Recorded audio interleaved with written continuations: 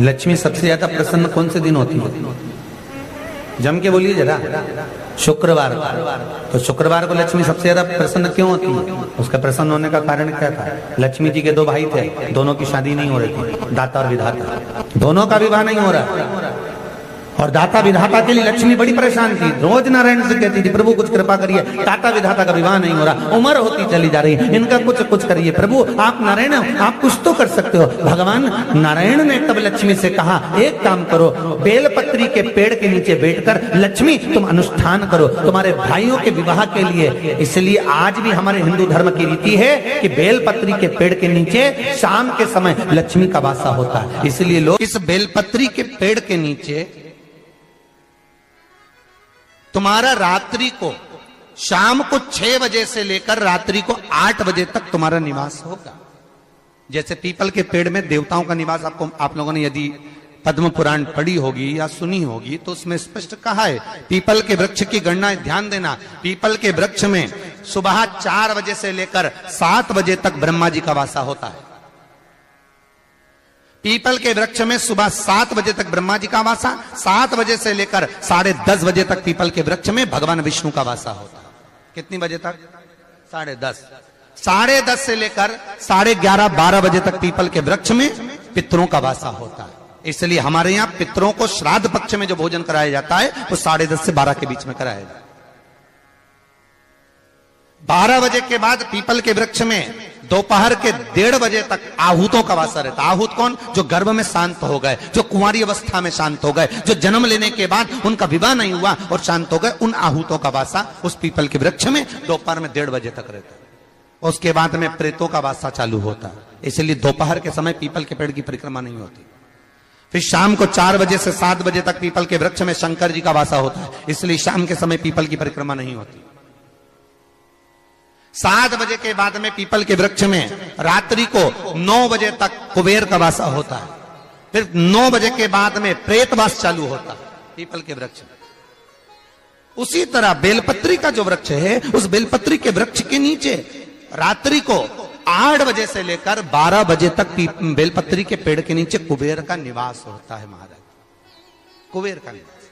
प्रयास करा करो इसी बेलपत्री के पेड़ के नीचे हम दीप लगाएं, घी का दीप। यदि संपदा की कमी हो तो, अगर भगवान ने खूब संपदा दी है तो भले मत लगाओ, कोई दिक्कत। महामृत्युंजय मंत्र का यदि आप जाप करते हो और आपको मालूम पड़ गया कि शरीर में मुझे ये रोग हो गया है, मुझे शुगर हो गया है, मुझे बीपी हो गया है, मेरा ब्लड प्रेशर ऊंचा नीचा रह रहा है, कोई भयंकर रोग, मेरे रिश्तेदार को कोई कैंसर जैसा रोग हो गया, किसी को कोई थायराइड हो गया, किसी को कोई किडनी और लीवर में सूजन हो गई, किसी को कहीं किडनी और लीवर में तकलीफ हो गई, तो शिव महापुराण की कथा कहती है, नवग्रह शिव महापुराण की कथा कहती है कि बेलपत्री के वृक्ष के नीचे महामृत्युंजय मंत्र का जाप जो शुक्रवार की शुक्रवार घी का दिया लगा कर करता है, उसके रोग बाबा देवाधिदेव महादेव समाप्त करते चले जाते हैं। ये संजीवनी मंत्र शुक्रवार के दिन भगवान शंकर को शुक्र को दिया था, इसलिए उसकी प्रधानता।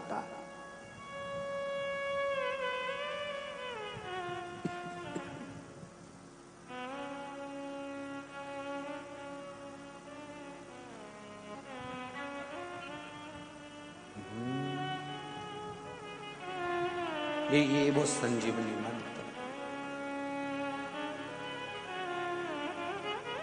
शुक्रवार के दिन बेलपत्री के वृक्ष के नीचे बैठकर घृत का दिया लगाकर शरीर में जो रोग है उसका स्मरण कर कर शंकर जी से विनय कर कर, हे भोलेनाथ आपने शुक्र देवता को संजीवनी मंत्र दिया है, तो क्या आप मेरे को वो मंत्र प्रदान नहीं करोगे?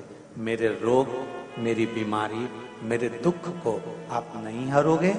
शिव से कहो ये शरीर आपने दिया है और भजन करने के लिए दिया है, स्मरण करने के लिए दिया है, कीर्तन करने के लिए दिया है, तो संभालोगे भी आप। और बेलपत्री की ओर मुख कर कर घी का दिया लगाकर महामृत्युंजय मंत्र का स्मरण कर लेने पर धीरे धीरे धीरे धीरे धीरे धीरे वो रोग समाप्ति की ओर आता चले जाता है।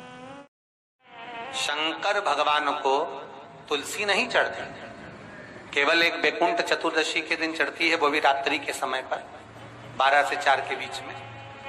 पर शंकर भगवान को तुलसी नहीं चढ़ती।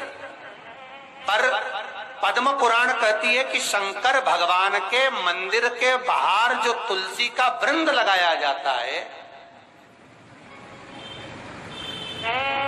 शिव जी के मंदिर के बाहर जो तुलसी का पौधा लगा रहता है या लगाया जाता है, उस तुलसी के पौधे में जितनी मंजरियां लगती हैं, उस मंजरियों में जितने दाने लगते हैं, उतने दाने गिन लिए जाएं और उतने समय का बैकुंठ का वास उस मनुष्य को प्राप्त हो जाता है मृत्यु के बाद। कितना विचित्र बात है, शंकर को तुलसी नहीं चढ़ती, पर शंकर के दरवाजे के बाहर शिव के द्वार पर जो तुलसी का पौधा लगा है, किसी ने लगाया है, किसी ने रोपित करा है, उस पौधे में जितनी मंजरियां लगी हैं, उस मंजरियों में जितने दाने लगे हैं, उस दाने जितने हैं उसको काउंट करा जाए, उसके बराबर उतने ही 1000 वर्षों तक उस जीवात्मा को बैकुंठ का वास मिलता है। क्यों? उसकी कथा भी यहां पर वर्णन है। जब भगवान विष्णु सामने शंकर के बैठे थे और भगवान शिव ने जब सत्यनारायण नाम रख दिया था, तब भगवान विष्णु शिव से कहते हैं नारायण। भगवान शंकर से कहते हैं भोलेनाथ, त्रिकालदर्शी, कैलाशी, अविनाशी, हे शिव। मेरे सारे विग्रह के साथ में लक्ष्मी मेरे साथ में। बहुत ध्यान देना महाराज, मैं अगर नारायण रूप में हूं तो लक्ष्मी मेरे साथ में, मैं राम रूप में हूं तो सीता मेरे साथ में, मैं कृष्ण रूप में हूं तो राधा मेरे साथ में, मैं रंगनाथ रूप में हूं तो गोदा मेरे साथ में लक्ष्मी